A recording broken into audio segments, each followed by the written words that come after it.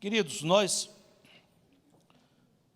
temos sido conduzidos pelo Senhor a fazer um estudo em Salmos 23, onde nós temos, ao estudar esse salmo, conhecer mais do Senhor, mais daquele que é nosso pastor, mais daquele que nos supre em todas as nossas necessidades.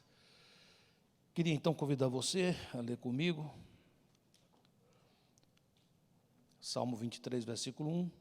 Eu vou ler e você vai acompanhar pela projeção. O Senhor é o meu pastor, nada me faltará. Ele me faz repousar em pastos verdejantes, leva-me para junto das águas de descanso. Refrigera a minha alma, guia-me pelas veredas da justiça, por amor do seu nome. Por amor do seu nome. Ainda que eu ande pelo vale da sombra da morte, eu não temerei mal nenhum, porque tu estás comigo. Teu bordão e o teu cajado me consolam. Preparas-me uma mesa na presença dos meus adversários. Unges-me a cabeça com óleo e o meu cálice transborda. Bondade e misericórdia certamente me seguirão todos os dias da minha vida, e habitarei na casa do Senhor para todo o sempre. Amém? Feche um pouquinho os seus olhos e ore comigo. Diga assim: Senhor Deus, essa é a tua palavra, viva, eficaz, mais penetrante do que espada de dois gumes, capaz de dividir o meu espírito das minhas emoções. Então entra, Senhor, fala ao meu coração. O Senhor me conhece. O pastor é só um homem imperfeito, é um vaso de barro, mas eu peço, use esse homem para falar não dele, mas de ti, a fim de que a tua palavra se transforme em vida na minha vida. Amém. Amém, queridos? Glória a Deus. Queridos, o Senhor é o meu pastor. Essa frase, o Senhor é o meu pastor, em si já é uma apresentação do primeiro aspecto de Deus.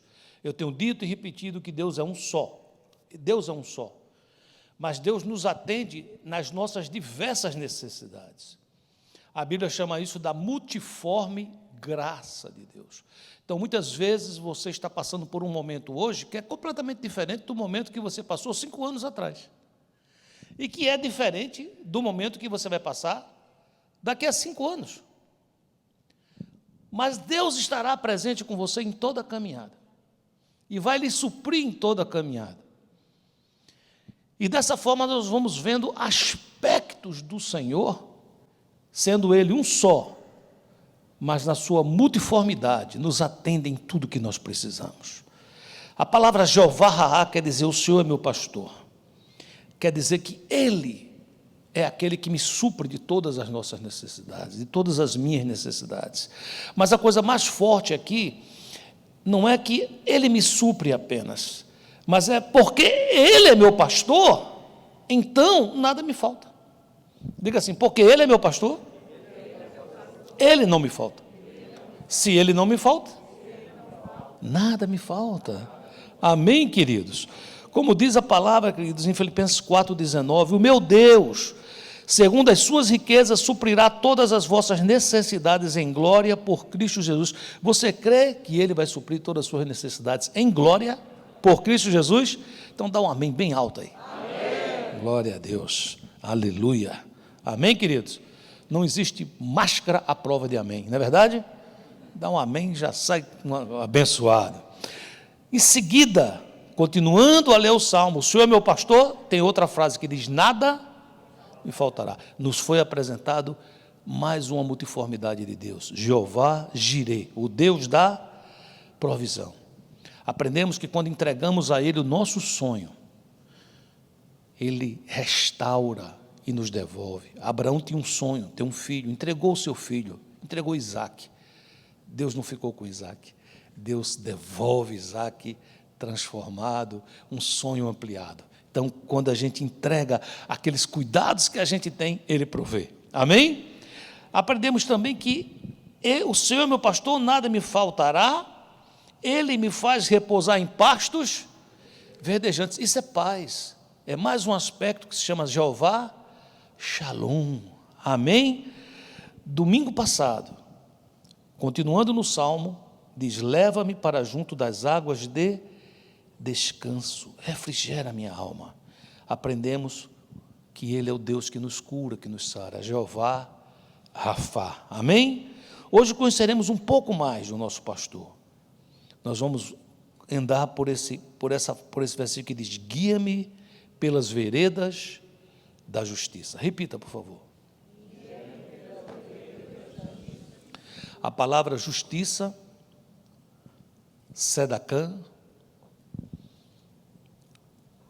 nós vamos entender, estudando a palavra, que o Senhor é a nossa justiça. Então a palavra de hoje é Jeová Tzidkenu. Diga: Jeová Tzidkenu. Ele é a nossa justiça. Sabe, queridos, o grande ponto talvez aqui é nós entendermos o seguinte. Vamos lá. Ele é meu pastor. Amém? Ele me provê tudo. Amém? Ele me dá paz. Amém? E Ele me cura. Amém? Será que eu preciso ser suprido de justiça? Porque aqui está dizendo o seguinte: Ele me guia, Ele me leva, Ele me conduz. É algo que não é que eu tenho uma opção. Ele, como meu pastor, isso já foi resolvido lá no primeiro ponto. Quando eu disse: o Senhor é meu pastor, ali ficou decidido que Ele é pastor e eu sou ovelha. Ali ficou decidido as nossas posições. O pastor apacenta, o pastor cuida, o pastor dá a própria vida pela sua ovelha. Em contrapartida, o pastor conduz a ovelha. Ele tem na sua mão um cajado, ele tem na sua mão uma vara, ele conduz, e aqui está dizendo assim: Ele me guia pelas veredas da justiça. Talvez você diga: pastor, eu acho que eu estou tendo necessidade de ser suprido de justiça. Tem uma causa que eu estou sendo injustiçado. Eu mesmo estou passando por um problema agora no meu condomínio, que eu me sinto, num certo aspecto, injustiçado.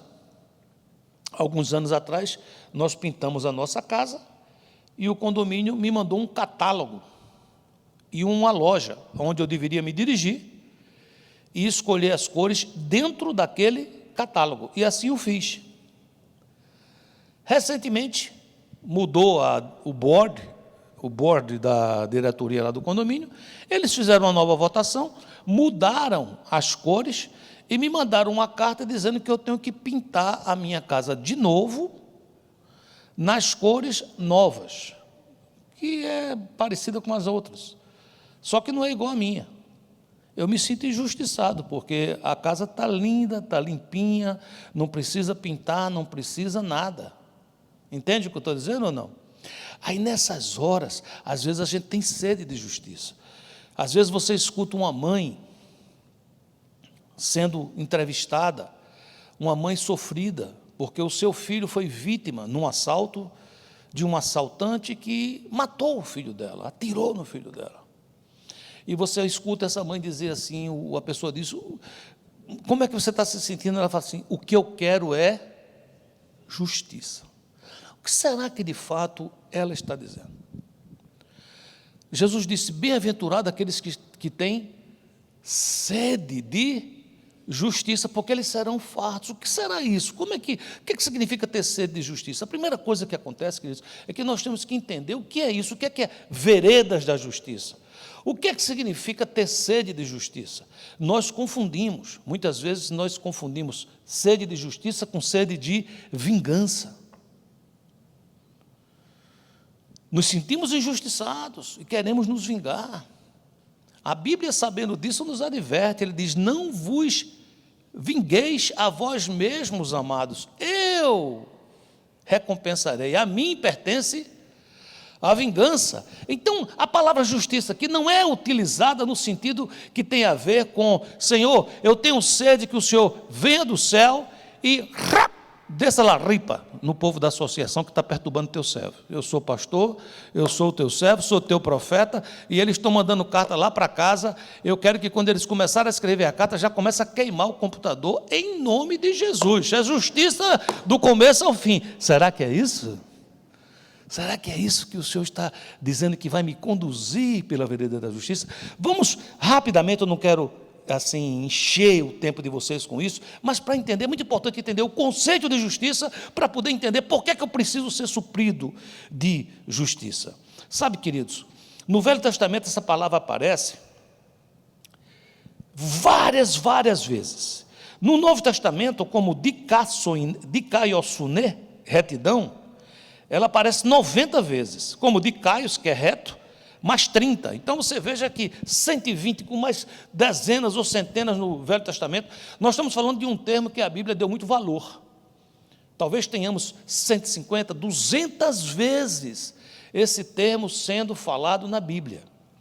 Agora, é interessante que quando você vai estudando a Bíblia, você vai vendo uma transformação de Gênesis até Jesus. Você vai vendo que o termo vai sendo melhor entendido.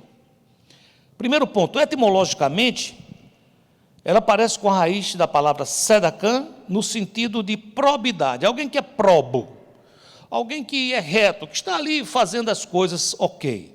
Segundo ponto, na era patriarcal, aquela época de Abraão, Isaac e tal, ela começou a ter um sentido de agir conforme um acordo, ou seja, eu faço um acordo com você. Se nós agirmos de acordo com o acordo, se nós agirmos diante do que acordamos, nós estamos fazendo justiça. Estão entendendo aqui ou não? Mas caminha um pouco mais. Quando caminha um pouco mais, chega a época de Moisés. E Moisés descobre que existem acordos leoninos. O que é que significa isso, pastor? Que puxa a brasa para um lado da sardinha, ou seja, então o acordo era injusto. Então cumprir o acordo parece justo, mas o acordo em si era injusto. O acordo era: você vai e mata meu inimigo e você casa com a minha filha. Sim, você perguntou à sua filha, não, isso é problema meu, ela não tem que falar nada. Então, mas a pessoa ia, fazia o que tinha que fazer, voltava e tinha o direito de quê? De casar com a menina. Então isso parecia justo, porque tinha sido combinado. Moisés entende que isso está furado, e ele começa a entender que Deus tem um modelo, diga a palavra modelo. Continuando nisso, numa transição natural, a gente começa a entender que por causa do que Moisés trouxe, ele trouxe uma lei, então é como se Deus tivesse um padrão moral. Então, se você andar de acordo com o padrão moral de Deus, você é justo. Me acompanha até aqui, sim ou não? Quando o povo sente o governo divino, você vê certas expressões. Por exemplo, quando Deus tirou o seu povo do Egito, em Êxodo 9, 27, Faraó diz: o Senhor é tzadik, justo, porém eu e meu povo somos ímpios. Então você vê o seguinte: Deus, quando age, ele é justo. E é reconhecido por Faraó. O Faraó está dizendo: nós escravizamos esse povo por 430 anos, então está sendo feito justiça. Aí você entra no livro que tem tudo a ver com justiça, que é o livro dos juízes, ou seja, aqueles que tinham a missão de quê? De julgar. E então, nesse momento, eles começam a entender que quando você quer saber sobre justiça, você tem que descrever os feitos divinos, porque os feitos humanos, eles estavam todos infectados, estavam todos com problemas. Então, Juízes 5,11 diz: falai dos atos de justiça do Senhor.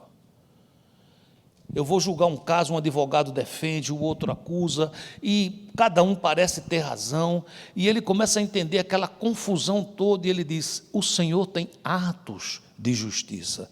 Aí chega Davi, e quando Davi começa a falar de justiça, a justiça começa a ter o aspecto de redenção. Diga a palavra. Você sabe o que significa redenção?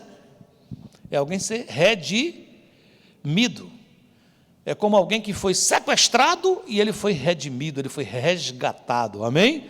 Davi diz em Salmo 51:14: livra-me dos crimes de sangue, ó Deus, Deus da minha salvação, e a minha língua exaltará a tua justiça. O que Davi estava dizendo? Como é que Deus vai livrar Davi dos crimes de sangue? Era Davi mesmo que foi lá e matou, você entendeu ou não?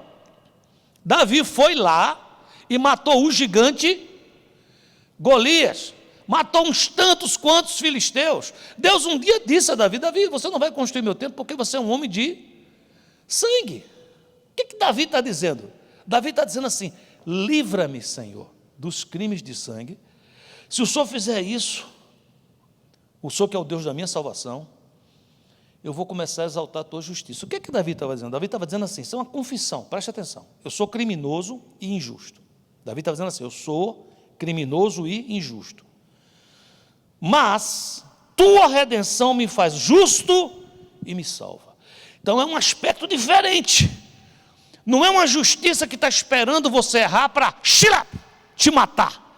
É alguém que, quando aplica justiça na minha vida, essa justiça me salva e me redime. Você me acompanha no que eu estou dizendo? É importante que você acompanhe isso para que a gente, quando entrar na aplicação prática da mensagem, você poder entender por que o meu pastor vai me fazer andar pelas veredas da justiça. Amém, queridos? E aí, nesse momento, queridos, começa a se entender pelos profetas que a justiça humana é completamente inadequada. Isaías diz em Isaías 64:6: mas todos nós somos como o imundo, e todas as nossas justiças são como trapo de imundícia. Todos nós murchamos como a folha, e as nossas iniquidades como um vento nos arrebatam. Esse trecho é um trecho que a gente entende, mas o judeu entendia mais, porque por uma questão higiênica, naquele tempo, no tempo de Moisés, vivendo no deserto, do mesmo jeito que hoje, as mulheres naquela época também tinham seu período, ou seja, todo mês havia um período em que as mulheres tinham sangramento. Isso no deserto, não tinha uma farmácia como essas que a gente tem, que a gente vai ali e diz: me dê aí tal, um absorvente e tal, não tinha. Então, era um momento complicado, era um momento que a mulher se reservava, outras mulheres cuidavam dela, tinha que ter uma limpeza, uma lavagem, para que evitasse uma proliferação de bactérias, enfermidades, uma série de coisas. Vocês entendem o que eu estou dizendo ou não?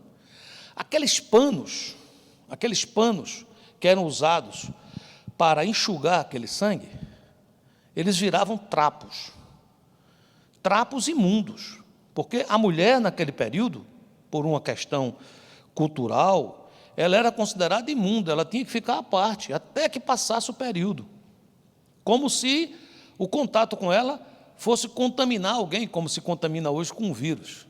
Essa parte é uma parte, digamos assim, humana, na minha visão. Você entende o que eu estou dizendo, sim ou não? Mas o fato é que o resultado da asepsia, aqueles trapos cheios de sangue, eles tinham que ser levados para fora do arraial e precisavam ser queimados. Isso tem a ver com uma coisa sanitária, uma coisa para evitar enfermidades, para que insetos não tocassem, para que não infectasse o arraial. Você entende o que eu estou falando até aqui, sim ou não? Isaías está dizendo assim: você se sente justo? Você tem justiça? Deixa eu te falar uma coisa: a tua justiça parece com um trapo de imundícia, a tua justiça parece com aquele trapo. Imagina a situação, o que é que ele está dizendo? Ele está dizendo assim: tem algo grave que você não está entendendo. E no mesmo livro há uma esperança. Ele fala: não é a tua justiça, a justiça é a que vem do Senhor, porque não há justiça em você, não há justiça em mim. Por isso que Jesus disse: feliz, bem-aventurado aquele que tem sede de justiça. A justiça, queridos, vem de Deus, e ela é uma herança. Diga assim: é uma herança. É uma herança. Isaías 54:17 diz assim: toda arma forjada contra ti não prosperará, toda língua que ousar contra ti em juízo, tu a condenarás. Esta é a herança dos servos do Senhor, e o seu direito a sua justiça, o seu tzedakã, que de mim procede, diz o Senhor. Queridos, o que está sendo dito aqui é o seguinte: eu sou injusto, completamente injusto, mas Ele é justo e completamente justo, e Ele me delegou, Ele me deu, Ele me entregou uma herança, Ele me entregou a sua justiça, Ele me faz justo. Diga assim: Ele me faz justo. E sabe, queridos, quando a gente entende isso, a gente começa se você for olhar na Bíblia, são muitos exemplos. Nós sempre entendemos que Abraão foi justificado por causa da sua fé. Mas a Bíblia não diz que foi por causa da sua fé. Porque se fosse por causa da fé, é como se fosse um medidor de fé. Deixa eu medir aqui a sua fé. Deu 5, não dá para você ser justificado. Quanto é a sua fé? Deu 6, também não dá. Esse aqui deu quanto? 7, está quase lá. Esse aqui deu 8,5, vai passar, mas assim, se arrastando. Não é isso. Abraão não foi justificado por causa da fé. Olha o que é que a Bíblia diz, preste bem atenção o que é que a Bíblia diz. Gênesis 15:6. Ele creu no Senhor, e isso lhe foi imputado para a justiça. Preste atenção, não é assim: eu tenho muita fé, é medido a fé, e aí, ok, então, já que você passou no teste, você agora é justo. Não, não é não. Abraão estava dizendo assim ao Senhor: eu sei quem eu sou, eu tenho medo, eu menti 2 vezes dizendo que minha mulher era minha irmã, eu sou pecador, eu sou imperfeito. No meu coração eu cheguei a desconfiar: será que o Senhor vai realmente me dar herança? Cheguei até a te perguntar algumas vezes: mas é mesmo? Vai ser mesmo? Será que é o meu servo? Cadê? Onde é que está isso? Mas Abraão resolveu crer. Diga assim: Abraão resolveu crer. Diga: Abraão resolveu crer. Então Abraão entra no santo lugar pela fé. Ele diz assim: eu não mereço, eu não tenho a menor condição, mas eu creio nele. Ele me disse: saia da sua terra, saia da sua parentela, e eu vou te levar para uma terra que manda leite e mel. E ele creu. E aqui está dizendo o seguinte: pelo fato dele ter crido, isso foi imputado a ele como justiça. É a fé que me justifica. Diga assim: é a fé que me faz justo. Aí, queridos, é por isso que Abacuque 2,4 diz assim: eis o soberbo, sua alma não é reta nele, mas o justo viverá pela sua fé. Não é por causa da fé, não é porque eu explico muito bem no que eu creio, não é porque eu sei muitos versículos decorados, mesmo que isso seja uma coisa muito boa, mas é porque eu creio. Eu creio. A irmã Luá estava aqui dando o testemunho dela, ela estava dizendo assim: tem dia que eu não sinto, tem dia que tem um vazio no meu peito, tem dia que as coisas que estão ao redor não tem nada a ver, mas nesse dia ele me pega pela mão, me agarra pela mão e diz: vem cá, com todo amor, deixa eu usar o meu bordão, deixa eu usar a minha vara para te conduzir pelos caminhos da justiça. É um caminho que você talvez não tenha a menor ideia do que é, mas se você crer, você receberá justificação. Você está comigo? Eu não sou justo, mas eu sou feito justo. Filipenses 3,9 diz: e ser achado nele, não tendo justiça própria que procede de lei, senão que é mediante a fé em Cristo, a justiça que procede de Deus, baseada na fé. Jeremias declara em Jeremias 23,6: nos seus dias Judá será salvo, Israel habitará seguro, será este o seu nome com que será chamado: Senhor Justiça Nossa. Diga: Senhor Justiça Nossa. Diga. Agora diga isso em hebraico. Diga: Jeová Tzidkenu. Sabe, queridos, isso é um presente de Deus, isso é um dom. É um dom. Você não merece, eu não mereço, é um dom. Como é que você fala isso, pastor? Porque a Bíblia diz, Romanos 5,17: se pela ofensa de um e por meio de um só reinou a morte, muito mais os que recebem a abundância da graça e o dom da justiça reinarão em vida por meio de um só, a saber, Jesus Cristo. Então esse trecho agora nos faz a ponte de toda essa história, de todo esse trajeto que eu estou dizendo. Como é que eu sou feito justo, pastor? Como é que eu vou reinar em vida? Como é que... Porque lá em Adão, todos nós fomos condenados por meio de um só, mas também por meio de um só veio salvação, veio justificação, veio redenção. E como é o nome dele? Como é o nome dele? Diz esse nome tem poder. Como é o nome dele? Jesus Cristo, queridos. E é nesse momento que nós entendemos que quando ele diz, ele nos faz andar pelas veredas da justiça, em outras palavras assim, nós somos chamados a atender à justiça. Por quê, pastor? Deixa eu explicar a você por quê. Você está aqui comigo, essa é uma parte que eu quero que você não se desligue. Você está aqui comigo, você que está em casa, se liga. Amém, queridos? Deus supre nossas necessidades. Muitas vezes uma pessoa se aproxima de Deus com muita luta. Tem uma expressão lá no Nordeste, que eu não sei se meu amado... Quem está traduzindo é Regina. Regina, então, vai conseguir traduzir, eu acho. Que diz que quando a pessoa está muito mal, ele diz, fulano está mais quebrado do que arroz de terceira. É aquele arroz bem fraquinho, que está só o pozinho, né? Muitas vezes a gente chega para Deus assim, a gente chega assim, bem quebradinho. Está entendendo ou não? A gente chega sem pastoreio, sem cuidados, não tem quem cuide da gente. E a gente se entrega ao bom pastor, e ele nos recebe. Que coisa linda, não é? Ele nos faz filhos de Deus. Amém? Aleluia! Aí eu começo a dizer, agora eu tenho um pastor. Amém? E eu descubro que porque eu tenho ele, ele não me falta. Então com ele vem provisão.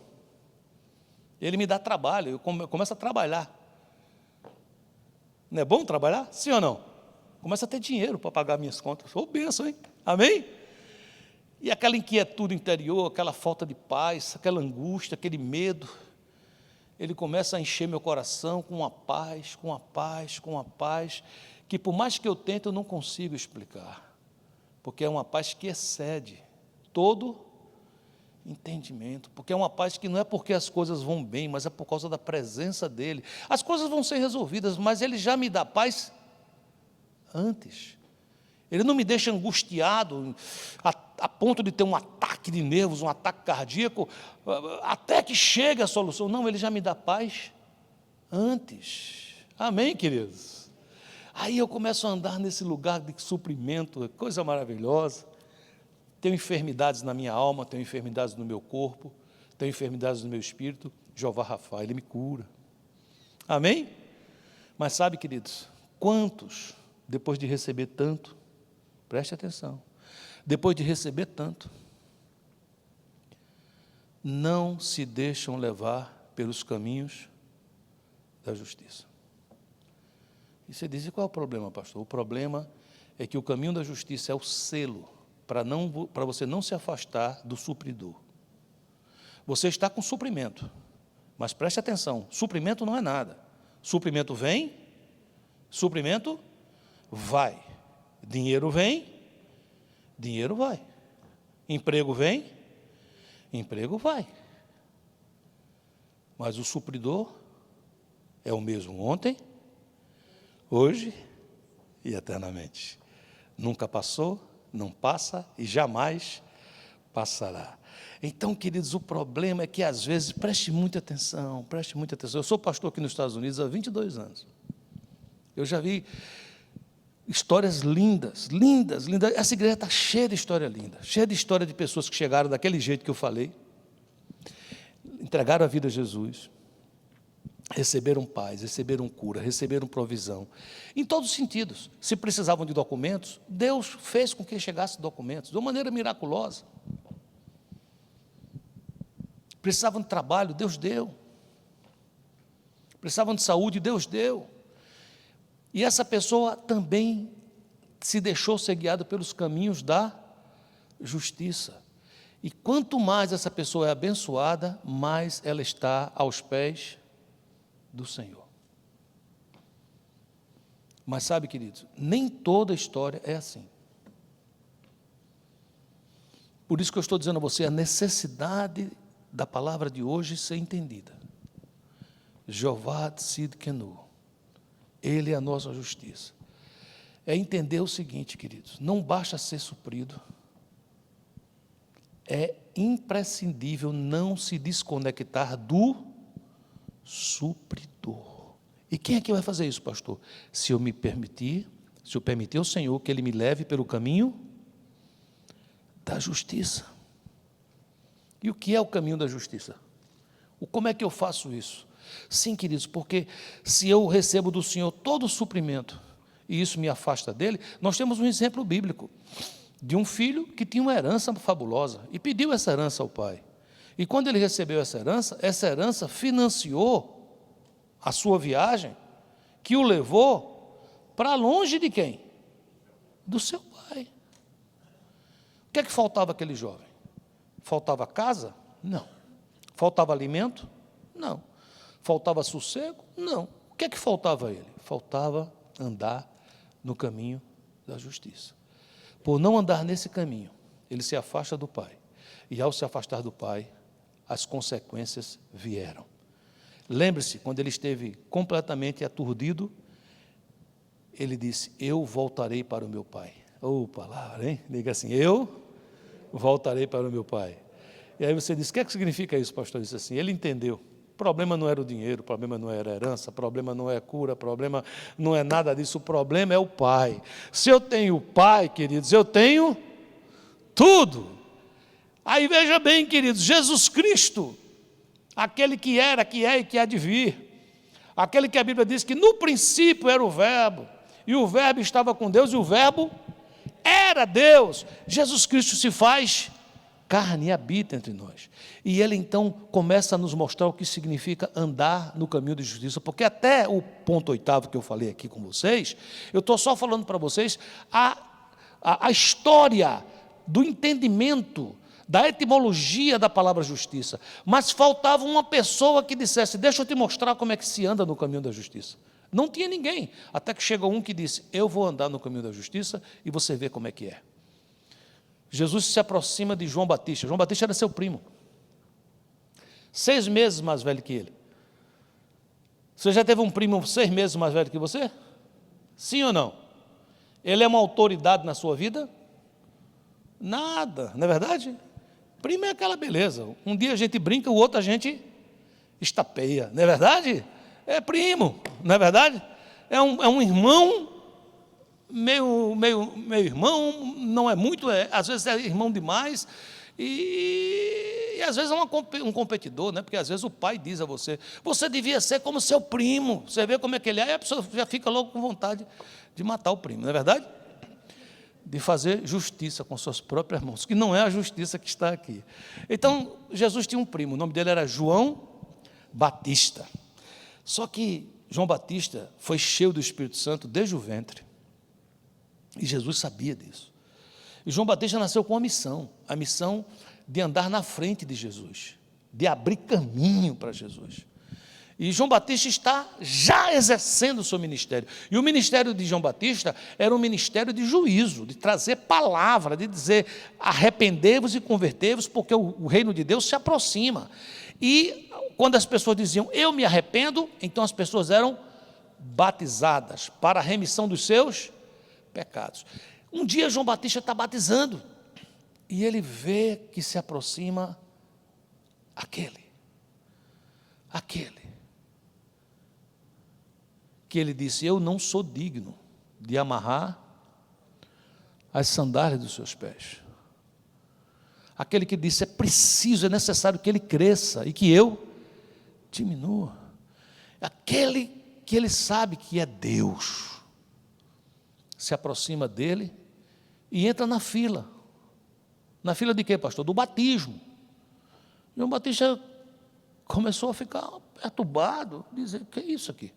Quando Jesus se aproxima, ele falou assim, o que foi que aconteceu? Se eu quero que você me batize, ele disse, eu não posso fazer isso. Eu não tenho a menor condição de fazer isso. Só que Jesus sabia o seguinte, João naquele momento era uma autoridade espiritual. João não era primo mais de Jesus. João não era um primo 6 meses mais velho. João era uma autoridade espiritual. E o pai estava dizendo, você não pode andar nessa terra sem estar embaixo de uma autoridade espiritual. E Jesus se aproxima de João, Mateus 3,15, e Jesus pede para ser batizado. João diz, eu não consigo fazer isso, e olha o que Jesus diz, deixa por enquanto, porque assim nos convém cumprir o quê? Toda a justiça, todo o modelo de Deus. Então ele o admitiu. Queridos, o que é de fato o caminho de justiça? Vou ajudar você. Diga assim: andar pelo caminho da justiça é andar pelo caminho que agrada ao Pai. É isso. Ao momento que Jesus ora e Jesus diz assim: Pai, eu te agradeço, porque o Senhor sempre me ouve. Pai, eu te agradeço, porque o Senhor sempre me ouve. E ele complementa: também eu sempre faço o que te agrada. Experimenta fazer isso. Fala assim comigo: Pai, eu te agradeço, porque o Senhor sempre me ouve. Mas também pudera, diga: eu sempre faço tudo para te agradar. Não responda, mas pense: será que é verdade? A primeira parte eu creio que seja. Mas será que eu vivo uma vida para agradar o Pai? Num mundo como esse, ou será que eu vivo uma vida para me agradar? Queridos, eu não estou perguntando se você é abençoado, eu não estou perguntando se você aceitou Jesus, eu não estou perguntando nada disso, porque nós já passamos por essa fase. O Senhor já é teu pastor. Amém, queridos? O Senhor já é Jeová Jireh na tua vida. Amém, queridos? Ele já é Jeová Shalom na tua vida. Amém, queridos? Ele já é Jeová Rafá na tua vida. Amém, queridos? Eu estou falando sobre Jeová de Sidkenu, queridos.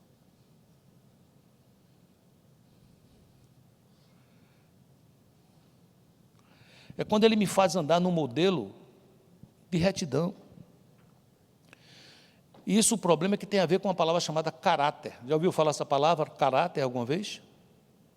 Essa palavra no grego é caracteras. Ela também é usada no grego para carimbo.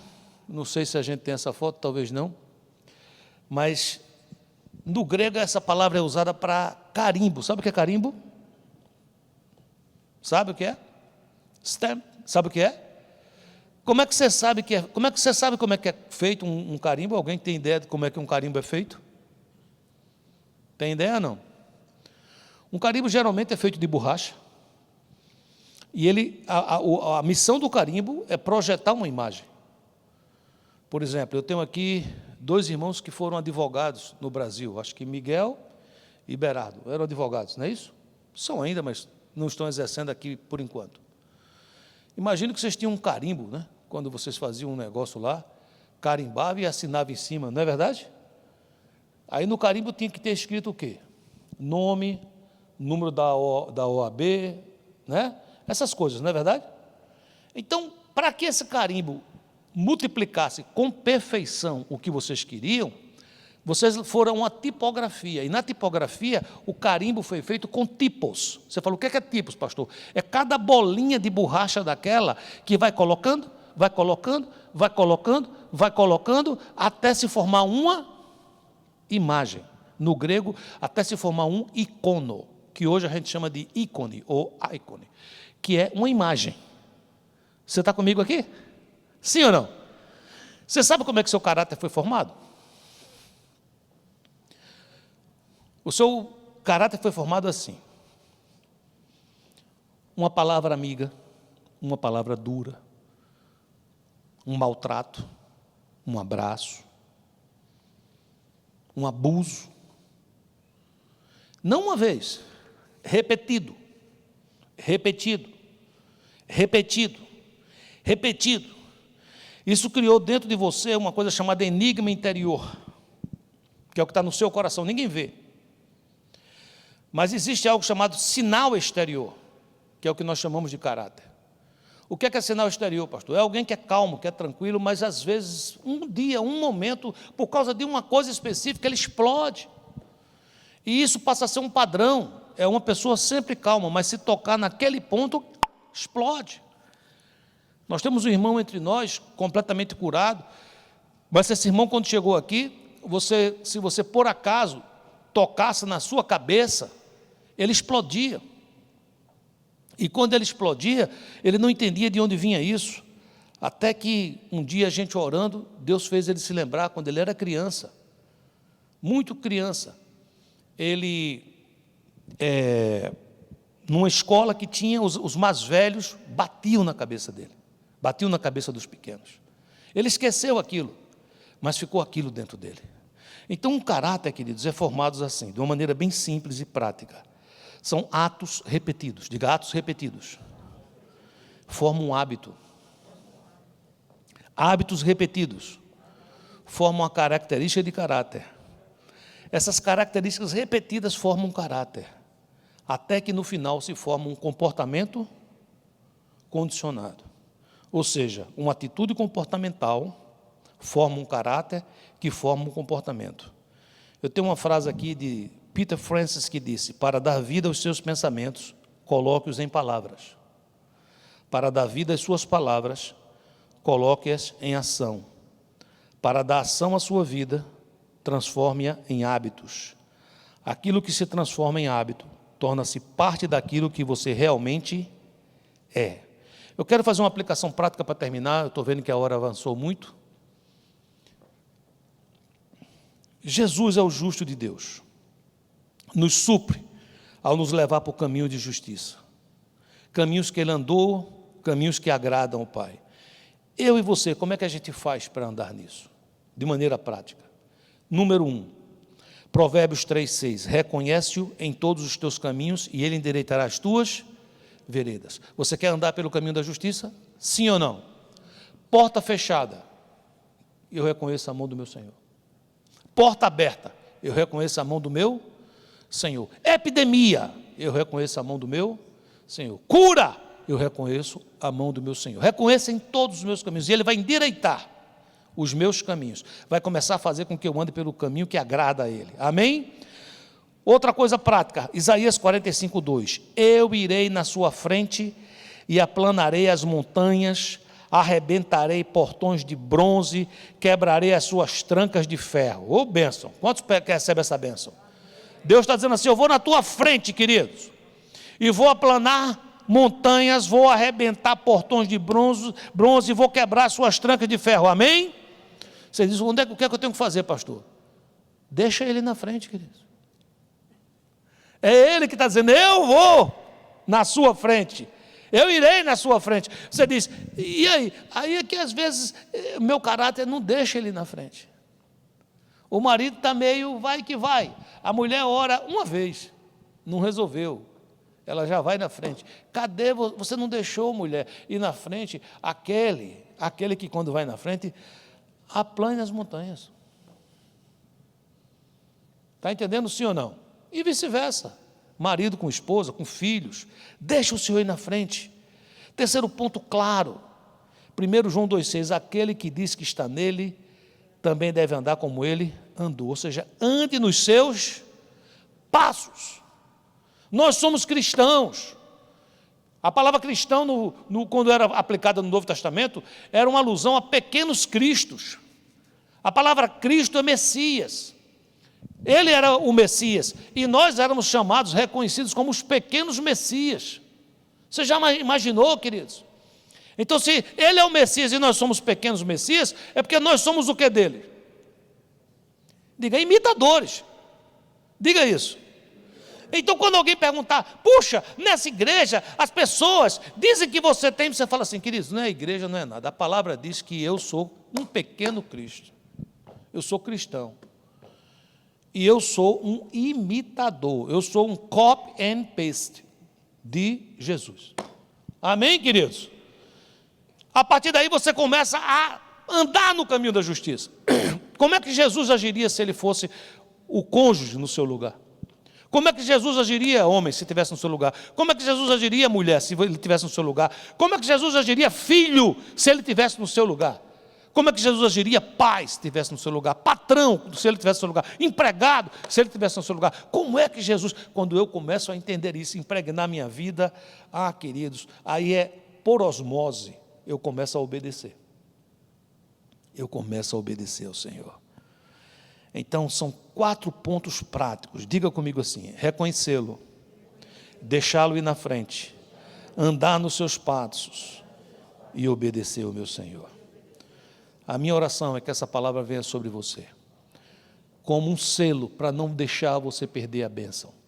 Você tem um Deus que lhe supre todas as necessidades. Você tem um Deus que quer lhe enriquecer, em todas as áreas, inclusive financeira.